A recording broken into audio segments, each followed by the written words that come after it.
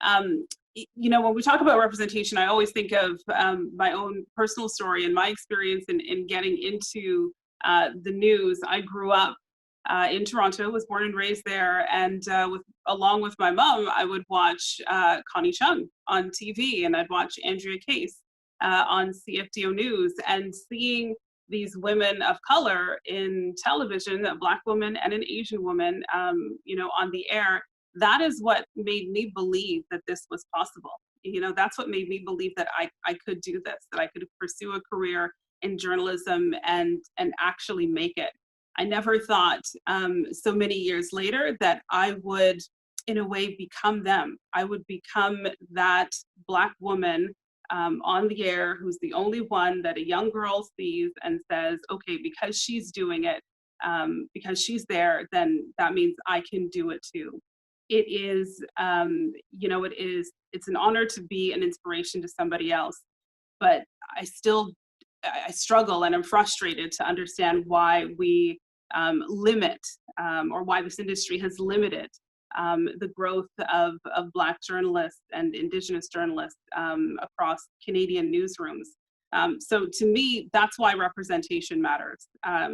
Somebody else needs to see me to know that this is possible, but not just on-air positions. And I think that is, a big part of the conversation now.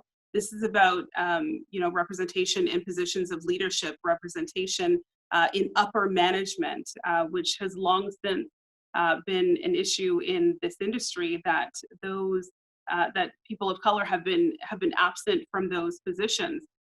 But we need them there if we're going to really talk about broadening the lens when we are covering this country. And it was a desire to broaden that lens that led Anita and I to begin working together about a year ago. Actually, it was around this time last year that we started working on the call to action and spent several months working on the language, finalizing it, knowing that we were onto something, knowing that the ideas that we were presenting were not revolutionary, but terribly necessary, like so necessary just to really push this conversation to the forefront.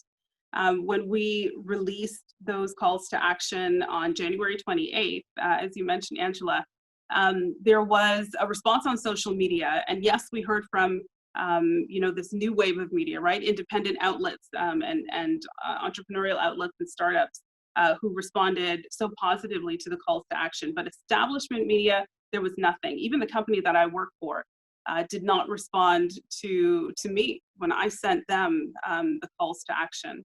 So as much as we are having this conversation now, and Anita and I have been knee deep in this conversation over the last several weeks. Believe me when I say it has been intense. What I will say is that this industry has shown that it does not have the ability to hold itself accountable. And so organizations like CJOC and CABJ are necessary to move the conversation around diversity forward, because I believe what we're hearing and seeing from journalists of color across the country is, a clear statement that time is up. There's enough. It's been long enough now. We have been having this conversation long enough now. The time now is for accountability and for change. So I'm excited about this conversation today. I'm really looking forward to hearing from the other panelists, their experience and their wisdom around this conversation. So I'll send it back to you, Angela.